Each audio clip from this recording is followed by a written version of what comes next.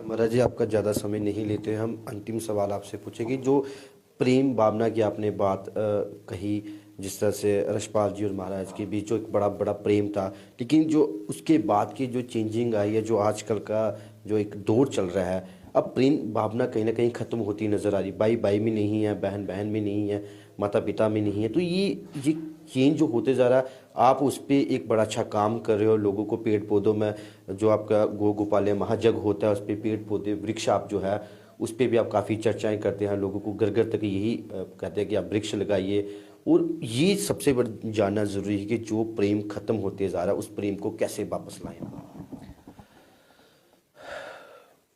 प्रेम और स्वार्थ दोनों का कोई मेल नहीं है। प्रेम का सूत्र है, देवऋषि नारद जी कहते हैं भक्ति सूत्र में कि तत्सुखे सुखित्वम इति प्रेम लक्षणम। प्रेम उसे कहा जाता है जिसमें अपने प्रियतम के सुख में ही हम अपना सुख समझें, उसकी रजा में राजी हो जाएं, वहां प्रेम है। आजकल प्रेम कहाँ रह गया? आजकल तो एक दूसरे पे अधिकार जमाना चाहते हैं। पति पत्नी पे अधिकार जमाना चाहता है, पत्नी पति पे काबू पाना चाहती है, सास बहू पे अधिकार जमाना चाहती है, बहू परिवार पे अधिकार जमाना चाहती है। जब जब तक ये एक दूसरे पे अधिकार जमाने की भावनाएं हैं, तब तक प्रेम की तो बात ही नहीं करनी चाहिए। प्रेम का मतलब है, प्रेम में कभी मांगा नहीं जाता। प्रेम किया भरत जी ने श्री राम से, कुछ मांग नहीं पाए, तो श्री राम जी ने देखा कि मेरा भाई नंगे पांव आया है, इसके पांव में छाले बड़े प्यारे लग रहे हैं। अब ये सोचकर ही भगवान रो पड़े कि इसके छाले, ये इतने नाजुक चरण, और पैदल आया मेरे तक, इसलिए चरण पादुका दी थी कि पहन के जाए, कि नंगे पांव ना वापिस जाए। पर ये देखिए प्रेम कि प्रभु करी कृपा पावरी दीनी, सादर भरत शीस धरी लीनी। भरत जी ने वो पांव में नहीं डाली, भरत जी ने उन पादुकाओं का मुकुट बना लिया, सर पे धारण कर ली, क्योंकि यहां प्रेम है, यहां अधिकार नहीं है, यहां प्रेम है कि ठाकुर तुम्हारे चरणों का तो मैं सर पे रखूं अपने, तुम्हारे चरणों का मेरी औकात नहीं पहनने की। तो प्रियतम की हर वस्तु प्रियतम जैसी लगती है। आज परिवारों में प्रेम रहे कैसे? बच्चा रोता है, छोटा सा 5 से 10 साल का, 5 से 10 साल का बच्चा भी रो रहा है, तो बाप चुप करवाने के लिए 10 की नोट निकालता है, ले 10 रुपए ले चुप कर। उससे तब से ट्रीट कर रहा है एक पिता के चुप करवाने वाला मामला पैसा है। वो उसे चुप करवाने के लिए पैसा दे रहा है। वो भी समझ जाता है बड़े होके कि अब बाप की नहीं जरूरत, अब नोट की जरूरत है। तो मैं ये कहूं कि पालन पोषण भी कुछ ऐसा हो कि तुम्हारे परिवार में श्री रामचरितमानस, भगवत गीता, अच्छे अच्छे वीरों की चर्चा, जिन्होंने इतना प्रेम किया राष्ट्र के साथ कि अपना पूरा पूरा बलिदान कर दिया परिवार का, वो भी प्रेम ही था। बिना प्रेम के बलिदान नहीं होता। तो तब बच्चे सीख पाएंगे कुछ कि उन्होंने राष्ट्र के लिए, माता पिता की सेवा के लिए अपनी जवानियां बलिदान कर दी। हम किस राह पे चले हैं? पर आज तो बच्चों की एजुकेशन देख लीजिए, बेसिक एजुकेशन देख लीजिए, उसमें कोई पेट्रियोटिक कोई चर्चा नहीं है, देशभक्ति की कोई चर्चा नहीं है, उसमें कोई जिम्मेवारी माता पिता के प्रति, उनके प्रति आदर, कोई ऐसी पोइम या कोई ऐसी चर्चा नहीं है। कहां से सीखेंगे वो? स्वार्थ इसलिए बढ़ता जा रहा है कि आप धर्म को एजुकेशन से दूर कर बैठे हैं, और धर्म में प्रेम ही प्रेम भरा है। धर्म में कट्टरता नहीं भरी है, धर्म में प्रेम सिखाया जाता है। धर्म आदर सिखाता है, छोटे का, बड़े का, जीव, एक एक जीव का, किसी वृक्ष तक को भी नाजायज ना काटा जाए, धर्म वो सिखाता है। आज धर्म को हमने एजुकेशन से अलग कर दिया, कॉमनल नाम दे करके। ये नहीं, बात कॉमनल हो जाएगी। तो जब सीखने वाली चीज बच्चा सीख ही नहीं पा रहा, तो फिर प्रेम कहाँ रह जाएगा? इसलिए उसको यही सिखाया जा रहा है कि बस पैसे के लिए जियो।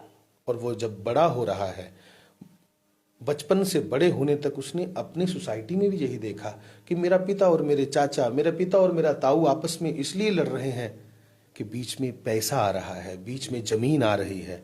ये चीजें जो वो फॉलो कर रहा है बच्चा, अगर थोड़ा भी वो रामचरितमानस या थोड़ा भी कोई अपने महापुरुषों को उसने पढ़ा होता, तो वो जरूर प्रेम पूर्वक अपने परिवार का भी, अपने बड़ों का भी आदर करता। लक्ष्मण जी को देखिए, लक्ष्मण जी ने कभी सीता जी के चरणों से ऊपर नजर नहीं की। और आज भी एक हमारे यहां रीत है कि देवर भाभी की गोद में बैठता है जब नई भाभी ब्याह करके घर पे आती है ससुराल में। तो देवर को गोद में बिठाने का कॉन्सेप्ट आज तक लोग समझे नहीं।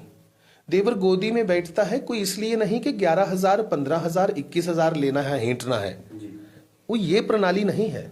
उसके पीछे की बात गूढ़ ये है, वो जो देवर है उसके मन में और भाभी के मन में ये आए कि मैं आज से इस बच्चे को गोद ले रही हूं। गोद लेने का मतलब अडॉप्ट करना, गोदी में बिठाने का मतलब है किसी को अडॉप्ट करना।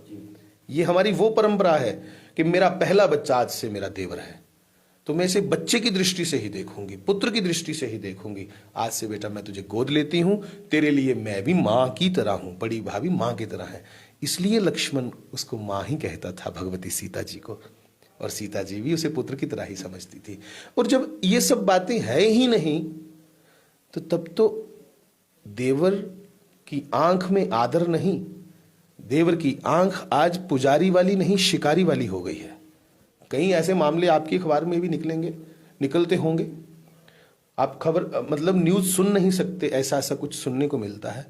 तो देवर कैसे बिना पढ़े, बिना जाने, बिना सीखे कैसे समाज चल पाएगा? तो धर्म को एजुकेशन से अलग ना किया जाए। बेसिक एजुकेशन में तो बहुत जरूरी है श्री रामकृष्ण के चरित्र भरे जाए, अच्छे अच्छे महापुरुषों के, अच्छे अच्छे वीर पुरुषों के चरित्र भरे जाएं। जैसे आज स्वामी विवेकानंद जी की जयंती है, आज जन्मोत्सव है उनका। तो उस महापुरुष ने भी देखिए भारत का कितना सुंदर नाम आगे बढ़ाया है अपने त्याग से। मैं कहूं कि प्रत्येक साधु को, प्रत्येक सन्यासी को, प्रत्येक प्रचारक को उन्होंने बता दिया है कि प्रचारक ऐसा हो।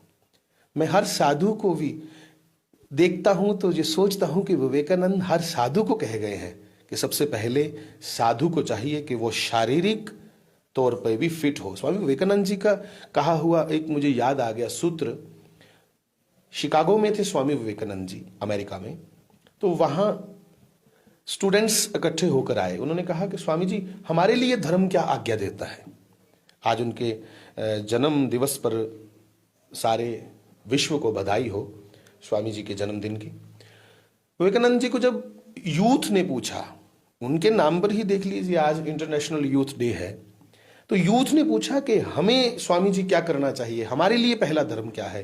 तो स्वामी विवेकानंद ने कहा था कि first of all over young man must be strong, कि सबसे पहले मेरा नौजवान जो है उसको मजबूत होना चाहिए, शारीरिक तौर पर भी और उसका आत्मबल भी मजबूत हो। जब आत्मबल ही कमजोर है, शरीर भी कमजोर है, तो खाक नाम लेगा भगवान का।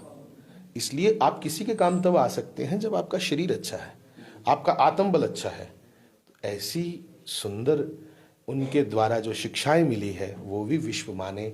और समय समय पर मेरे इस पवित्र देश से, भारत से स्वामी जी, विवेकानंद जी जैसे संतों ने, मैं कहूँ कि उदय होकर के उनका जन्म हुआ जो इस देश में, उससे देश भारत को ही नहीं पूरे विश्व को लाभ हुआ है। और वैसे ही प्रार्थना है भगवान से कि भारत में ऐसे संतों का समय समय पर अवतार ही कहना चाहिए, अवतार होता रहे, शास्त्री जी महाराज जैसे महापुरुषों का, और विश्व को पुनः एक दिशा मिले अच्छी, और विश्व संगठित रहे, जुड़ा रहे, टूटे ना आपस में। राम राम, धन्यवाद।